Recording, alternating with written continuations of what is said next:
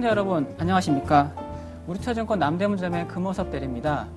오늘 말씀드릴 내용의 제목은 돌아온 수급과 투자심리 과연 언제까지 이어질까입니다.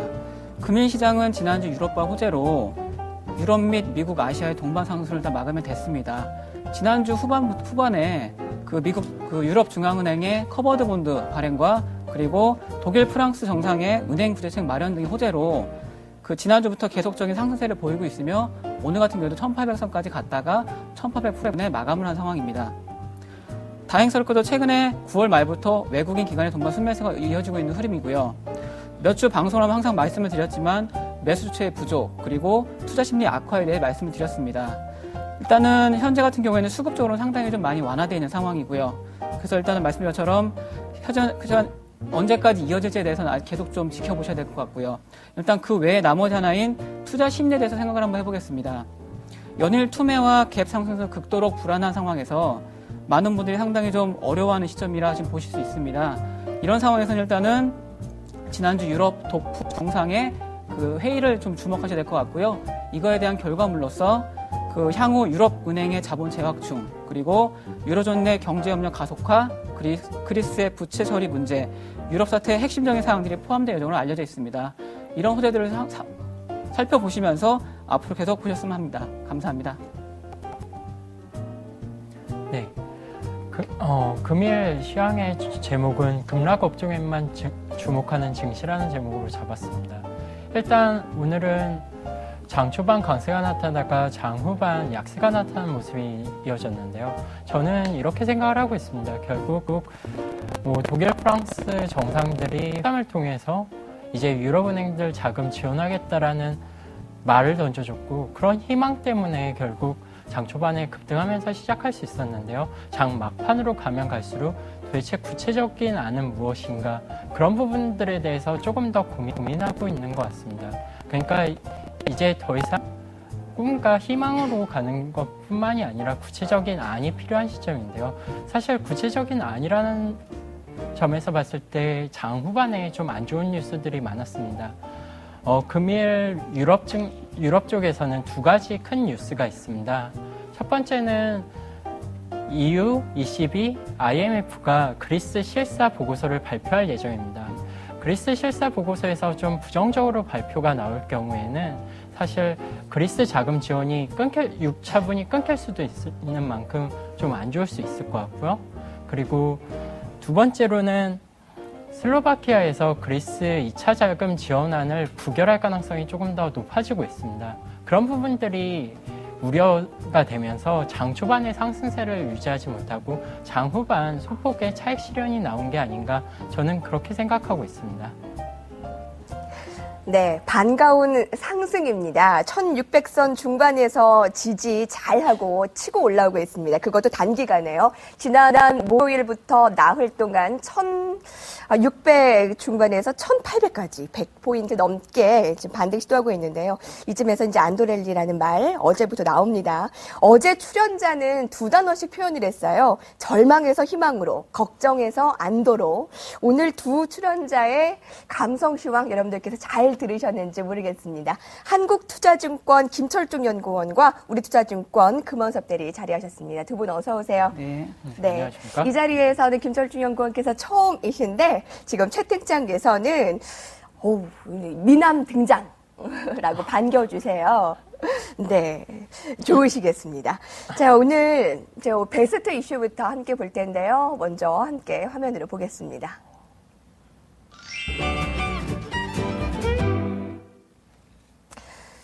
어제 코스피 지수가 월요일이었잖아요. 상승으로 시작한 게 거의 두 달 만입니다. 그러니까 주말 증후군이라는 게 있었어요. 월요일만 되면 주가가 급락으로 시작했는데 어제 출발이 좋으니까 오늘까지도 이어지네요. 자, 시황 얘기했으니까 업종에 대한 얘기를 김철중 연구원께 여쭤볼 텐데 어제는 이제 IT, 오늘은 낙폭과대 중심으로 많이 올랐잖아요. 어떤 업종에 지금 부각되고 있습니까? 네.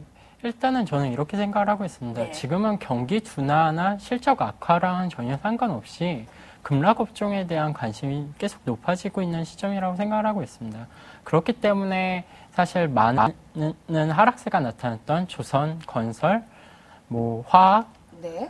그리고 뭐 철강 같은 업종에 충분히 비중을 낮춰놨던 투신들이 조금 더 공격적으로 매수하기 시작하면서 그에 따른 빠른 반등세가 나타나고 있고요.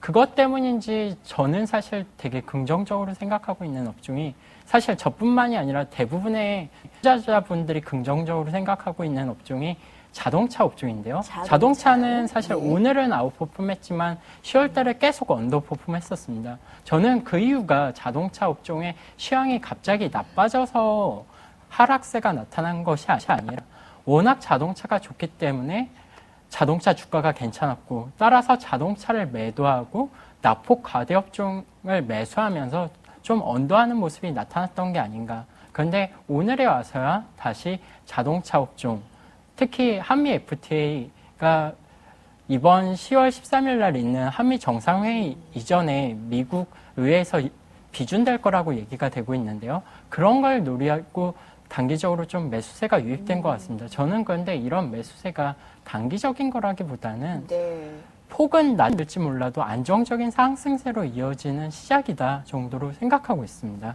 추후 주도주라고 뭐 예단하기에는 뭐 섣부르지만 좀 공통적으로 자동차를 아주 우호적으로 보는 좀 시각이시네요. 네. 네. 기본적으로 단기 급반등세에서는 낙폭 과대 업종이 좀 더 부각되는 가능성이 있겠지만 그게 어느 정도 채워지고 나면 실질적으로 글로벌 시장에서 시장 점유율을 확대시키고 있는 업종에 주목해야 되는 게 아닌가 그렇게 생각하고 있습니다. 그래요. 어제 전문가와 좀 비슷 공통점이 있고요. 그러면 금연서 대리에게는 폭과대 빠져도 너무 빠져버린 이 조선 건설 이쪽은 어떻습니까? 유럽발 위기에 정말 직격탄 폭탄을 맞았던 업종들이었잖아요. 네, 맞습니다. 아마 제가 어저께 같은 경우에도 그 SS 패널 시간에 전화상으로 말씀을 드렸었는데요. 아마 건설주를 말씀드렸었습니다. 상당히 어저께 좀 많이 빠져서 과도한 주가 하락 때문에 많이 빠진 상황이고 일단 매수하는 상황에서는 제가 괜찮아 보인다고 말씀을 드렸었고요. 어제 같은 경우에도 말씀드렸던 내용, 주축 내용이 상당히 좀 확인되지 않은 미확인성 그런 악재였습니다. 그러다 보니까 악재라는 게 뭐 공사대금 입금 지연이나 아니면은 뭐 해외 건설 발주 취소 같은 것들이었었는데 실제 그거에 대해서는 이제 결과적으로 나온 그런 것들이 없고요. 대려 이제 뭐 어제 같은 경우도 대구 건설이나 이런 식으로 해외 건설이 많이 또 이제 수주됐다고 공시를 한 상황이고요. 이러다 보니까 일단은 말씀처럼 건설주 같은 경우에는 말씀처럼 특별히 그렇게 악재보다는 현재 같은 낙폭 과대로 접근하시는 게 맞을 것 같고요. 최근에 환율 상승이나 아니면 원자재 가격 하락 같은 걸로 원가율 개선세도 좋아지고 있는 상황이기 때문에 제가 말씀드린 일단은 건설주 쪽으로는 보유하신 다음에 좀 더 보유하시는 게 좋을 것 같으십니다. 네. 어제 플래너스에서 탑픽 업종으로 건설 얘기해 주셨는데 좀 더 부연 설명을 해 주신 거네요. 네, 맞습니다. 네. 조선 쪽이 엇갈려요. 네. 지금 의견이. 한쪽은 낙폭과대로 보기에는 너무 좀 섣부르다라는 쪽이고, 한쪽은 지금 이렇게 유럽발 악재에도 불구하고 수주에 대한 모멘텀은 큰 움직임이 없다. 이대로 지금 유지가 될 것이다라는 것이거든요. 네. 두 분의 의견 어떤가요? 먼저 대리님 간단히. 제가 봤을 때는 일단은 낙폭과대는 맞는 것 같고 대신 매수 관점은 좀 아니라고 생각을 하고 있습니다. 말씀하신 것처럼 실제 최근에 조선업종 같은 경우에는 특별히 수주적인 그런 공시 같은 것도 대부분 없는 상황이고요. 최근에 이제 대우조선해양 같은 경우에는 아시겠지만 인도네시아 이제 잠수함 관련해가지고 일단은 공시가 좀 뜬 상황이고 그것 때문에 오늘 상당히 좀 많이 반등을 한 상황인데 일단 그런 단기적인 호재 가지고는 현재 접근할 수 있는 방향은 아니라고 보고 있습니다. 네. 그렇기 때문에 실제 좀 더 접근하실 것 같으면 좀 더 이후에 좀 더 실적이 가시가 될 때 접근하시는 게 어떨까 싶은 상황입니다. 네, 의견 주신다면요. 마찬가지로 조선업종은 그 무엇보다 실적보다도 오히려 수주 모멘텀이 훨씬 더 중요한 업종인데요. 최근에 두드러지게 수주가 나오고 있는 상황도 아니고 나올 만한 상황도 아닙니다. 하지만 실적 악화나 그런 거의 폭에 비해서 주가 하락폭이 컸던 만큼 점차 기관들이 관심을 가지고 있는 거 정도, 그동안 비중을 많이 낮춰놨으니까 시장 수준으로 높이는 것 정도는 나타나지 않을까. 저는 그 정도로만 생각하고 있습니다. 네. 지금 거의 전 업종이 가격 메리트는 충분히 있다라고 해도 과언이 아닙니다. 너무 많이 떨어졌기 때문에요. 근데 그 가운데서 옥석을 가려야 하는 건데 누가 금융과 이 증권, 은행 이쪽을 또 궁금해 하시는 분들이 있어서 김철주 연구원께도 질문을 드려야 될 것 같아요. 네. 저는 은행 밸류에이션은 충분히 싸다는 게 좀 매력적인 것 같고요. 보험 같은 경우에는 사실 8월, 9월에 오히려 경기가 악화되고 유가가 상승하면서 사고율이 좀 떨어지거나 그러는 것들이 부각되면서 보험업 쪽은 하락폭이 크게 적었습니다. 하락폭이 없었다라고 얘기를 하는 게 맞겠네요. 그러다 보니까 지금 단기 반등 국면에서는 보험업종은 약간 관심에서 멀어져 있는 상황이고요. 상대적으로 은행이랑 증권업종이 좀 더 부각되고 있습니다. 근데 저는 은행이 워낙 밸류에이션이 싸기 때문에 추가적으로 상승할 여지가 있다라고 생각을 하지만 워낙 시스템 리스크에 취약한 업종이기 때문에 저는 은행 업종보다는 증권 업종을 가지고 트레이딩을 하는 게 조금 더 맞지 않나라고 생각을 하고 있고요. 지금 대우증권의 유상증자에서 시작해서 우리투자증권, 삼성증권 유상증자를 거치면서 상당 부분 조정폭이 시장보다 훨씬 더 컸었습니다. 근데 그런 걸 만회하고 최근에 반등세가 좀 나오고 있는데요. 저는 이런 폭이 벌써 다 왔다라고 생각하지 않습니다. 그리고 여러 가지 배당 수익률로 계산할 때나 뭐로 볼 때나 충분히 매력적인 수준이라서 심지어는 우선주를 기준으로 해서 보면 지금 배당 수익률이 거의 8%, 9%에 가까운 우리투자증권 우선주나 대우증권 우선주 이런 식으로 밸류에이션이 충분히 낮은 국면입니다. 저는 지금 증권업종은 콜옵션이라는 걸로 봤을 때 옵션 가치도 반영하고 있을지 못할 정도로 충분히 매력적인 국면이다라고 생각하고 있습니다. 네. 업종 얘기 충분히 들어봤고요. 글로벌 주요 이벤트들을 한눈에 정리를 해보겠습니다. 준비를 했는데요. 독일과 프랑스는 참 좋게 합의를 본 것이 우리 코스피까지 좀 훈풍이 불어오는 배경이고요. 14일에서 18일 G20 재무장관 회의 그리고 17일, 18일 EU 정상회의입니다. 참 여유가 없어서 23일로 또 연기가 좀 된 상황인데 좀 살펴봐야 될 것 같고요. 또 EU와 ECB, IMF 트로이카 실사단의 마감이 좀 11일 예정이 되어 있고요. 뒤를 이어가 보시면 11월 3일 미국의 FOMC 금리 결정과 또 G20 정상회의가 기다리고 있습니다.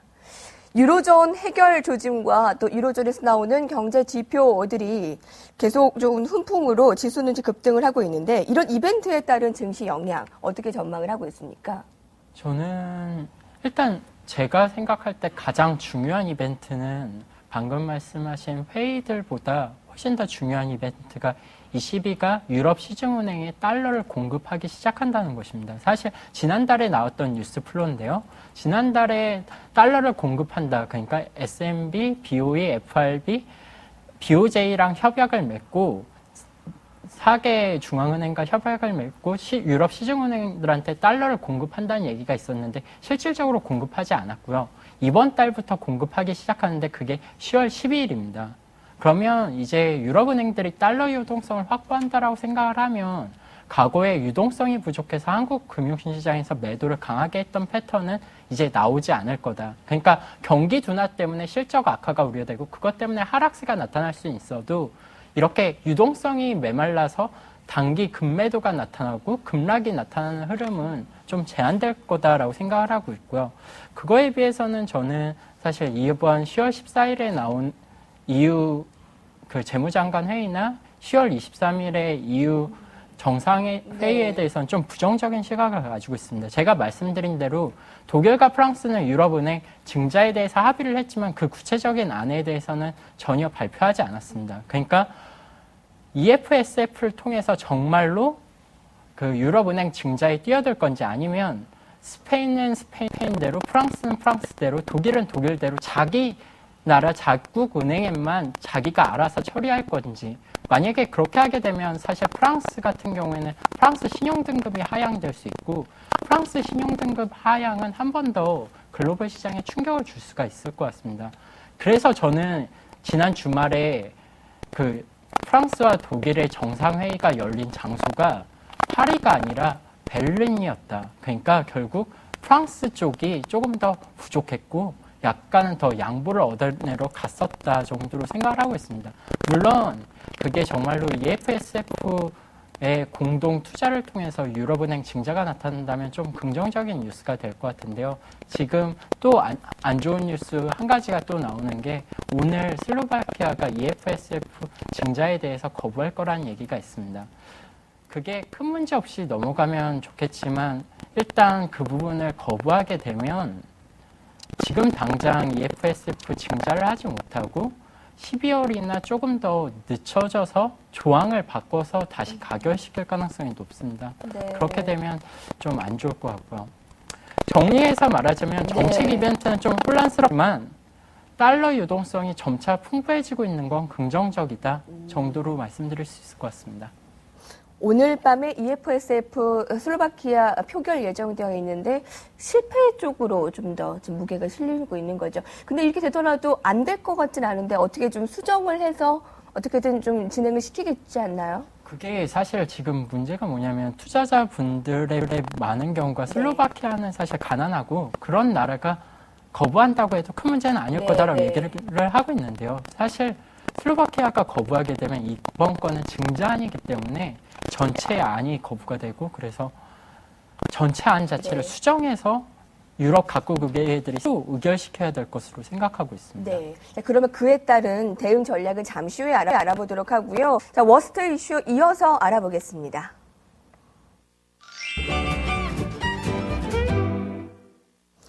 낙폭과대 업종들의 반등이 이어지고 있는데 문제는 이제 슬슬 주도주가 부각될 때도 되지 않았나? 아직 안 보인다라는 겁니다. 금원수 대리님. 네, 맞습니다.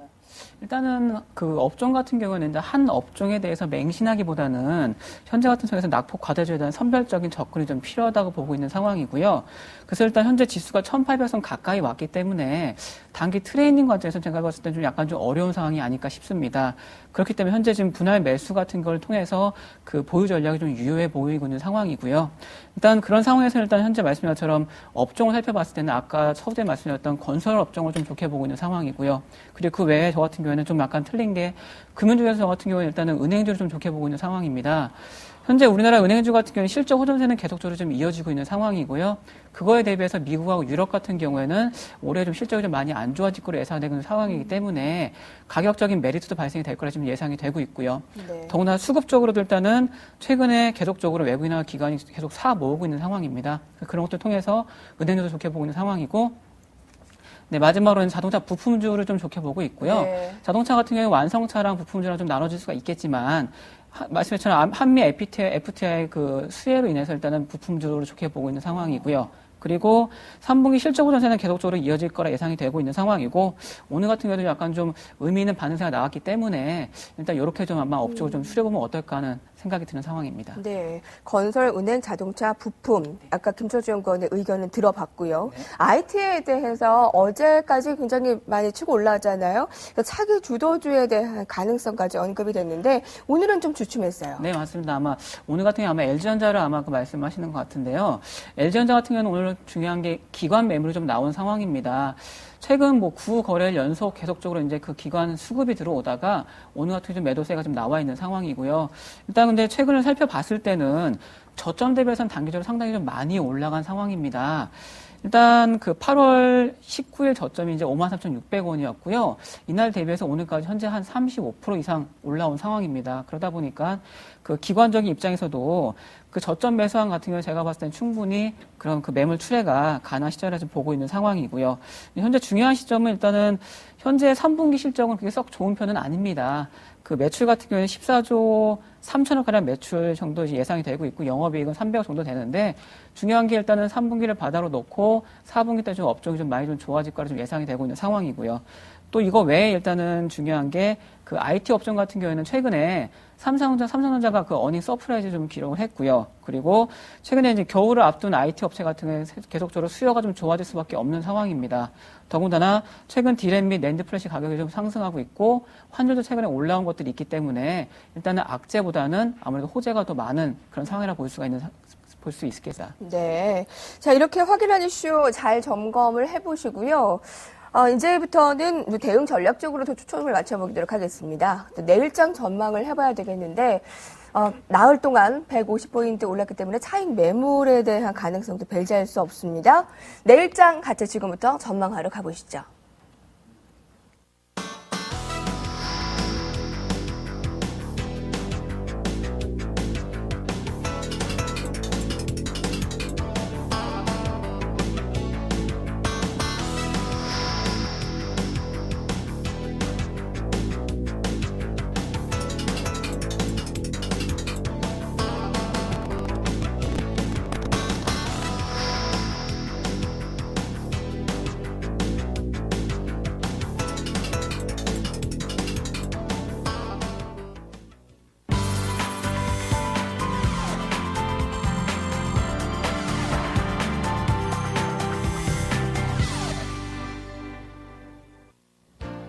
안녕하십니까, 플래너였습니다.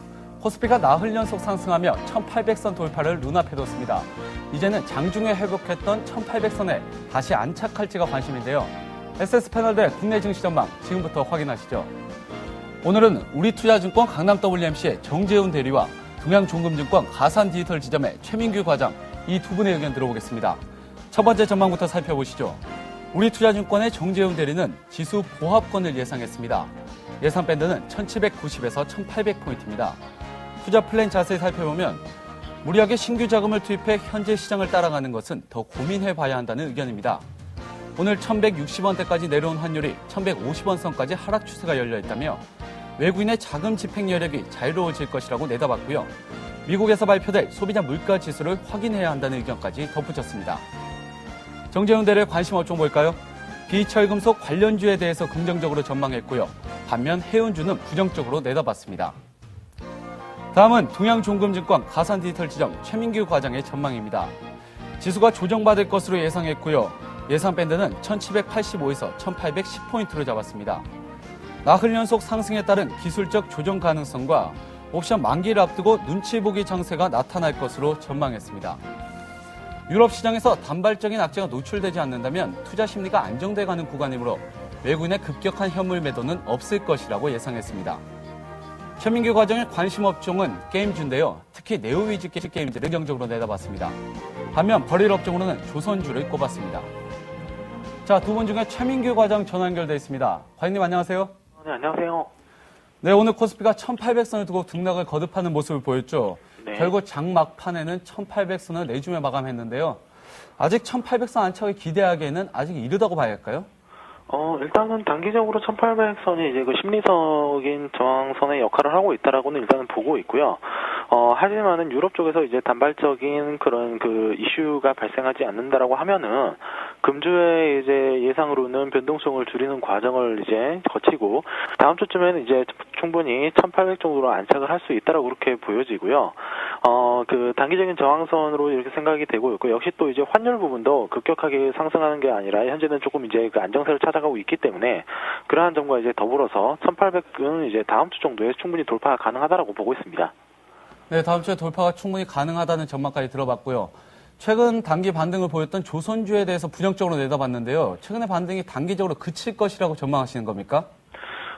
일단 조선주수는 이제 최근에 좀 이제 그 반등이 나오긴 나왔는데 그 일시적인 단기 그 기술적 반등 수준으로 현재는 보고 있고요.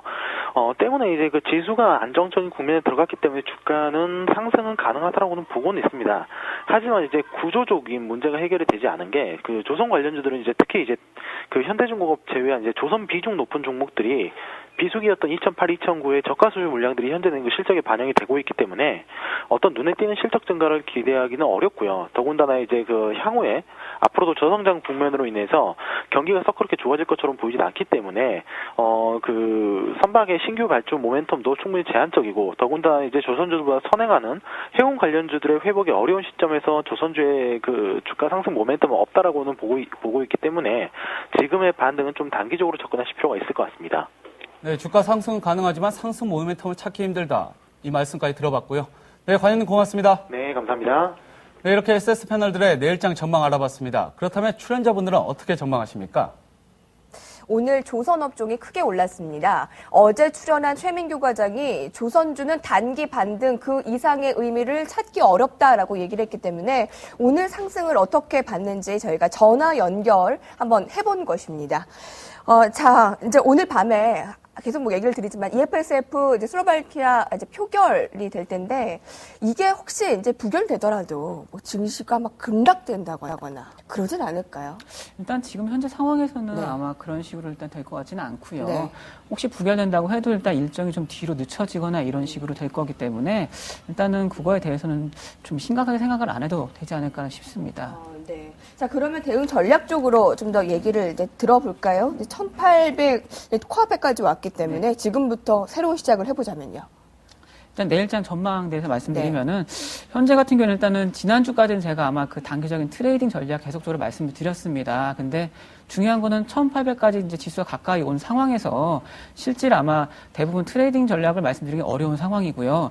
현재 같은 상황에 아까 말씀처럼 분할 매수 전략이 가장 좀 중요하다 보고 있습니다. 그래서 일단 내일 같은 시황에서도 일단은 그 낙폭 과대주 같은 경우에 말씀드린 것처럼 건설주 그리고 아까 그 종목 외에 일단은 항공주 같은 것도 일단 상당히 좀 많이 빠져 있는 상황이고요. 그런 것도 좀 접근해 보시면 어떨까 싶은 상황입니다. 그리고 이제 이번 주 같은 경우에는 일단 금통위가 지금 현재 지금 그 금리 결정을 지금 앞두고 있는 상황입니다. 그래서 목요일 같은 경우에 일단은 그 현재 같은 상황에서는 일단 동결이 상당히 좀 우세한 상황이고요. 그 최근에 환율 불안하고 그리고 여전히 현재 높은 인플레 압력 수준 그리고 이제 그 이런 것들이 다 기준금리 인상 요인이긴 하지만 그 최근에 유럽 국가 신용등급 강등이나 아니면은 글로벌 경기 펀더멘털의 그 불확실성 그리고 국내 그 성장 둔화 같은 걸 봤을 때는 아무래도 일단은 기준금리가 동결되지 않을까 싶은 상황이고요.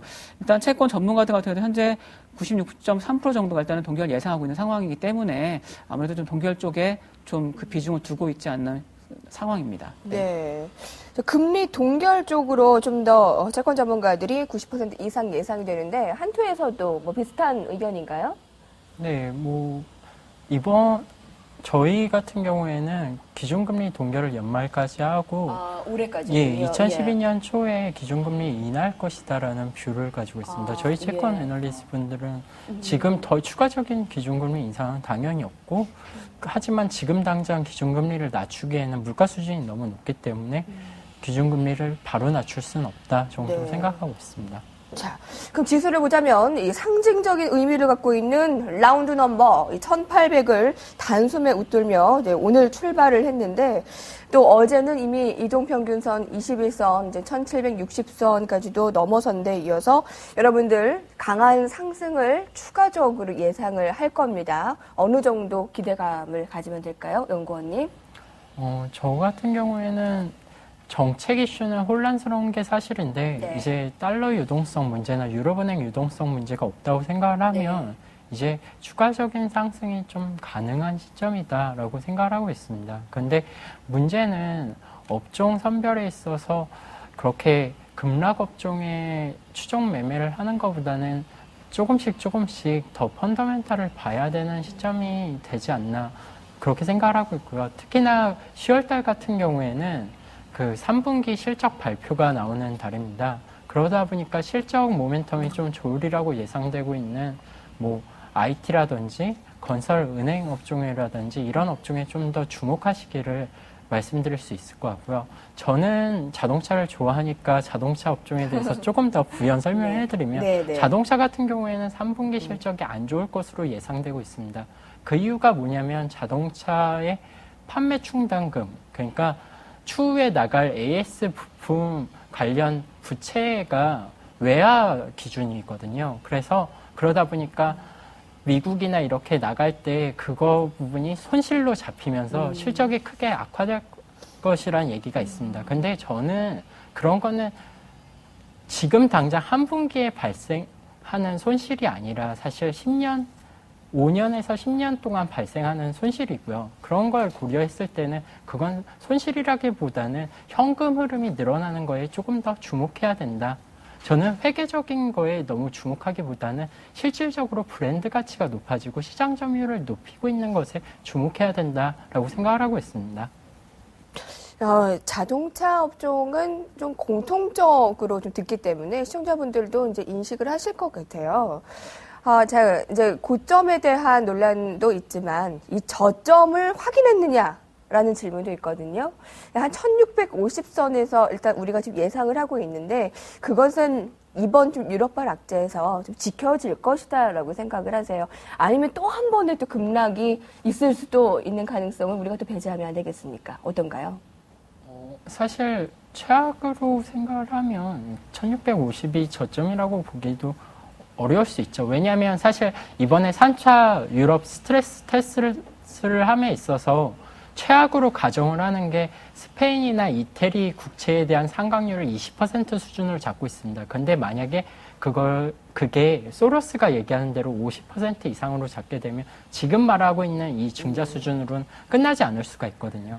근데 그런 것들이 다 무난하게 넘어간다고 보면 1650이 좀 바닥으로 지지될 수는 있을 것 같은데 문제는 유동성이 부족해서 급락했다가 유동성이 채워지면서 다시 이렇게 채워지는 국면입니다. 근데 유동성이 채워지고 난 다음에 주의해야 될 거는 경기가 추가적으로 둔화되느냐 아니냐의 여부입니다. 이때는 좀 완만하게 조정세가 나타날 수도 있습니다. 그러니까 유동성이 없어서 빠지고 상승하는 거는 이런 식으로 급하게 빠지고 이런 식으로 급하게 올라올 수 있지만 만약에 경기 둔화되는 게 나타난다고 보면 다시 1650까지 서서히 하락하는 장이 조금 중기적으로 나타날 수도 있을 것 같습니다. 네.